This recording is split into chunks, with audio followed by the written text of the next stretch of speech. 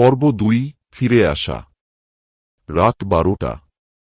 অনির্বাণ বিছানায় শুয়ে কেবল তৃষার কথা ভাবছিল। চোখের সামনে তার বিকৃত মুখ, চোরা হাসিটা ভাসছিল। হঠাৎ করেই দরজায় ঠক ঠক ঠক। সে ধরম দিয়ে উঠে বসল। কে? কোনো উত্তর নেই।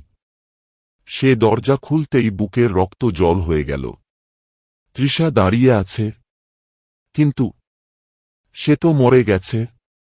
চাঁদের আলোয় স্পষ্ট দেখা গেল তার গায়ের চামড়া পচে গেছে, চুল এলোমেলো আর ফাঁস ফাঁস করে হাঁপাচ্ছে।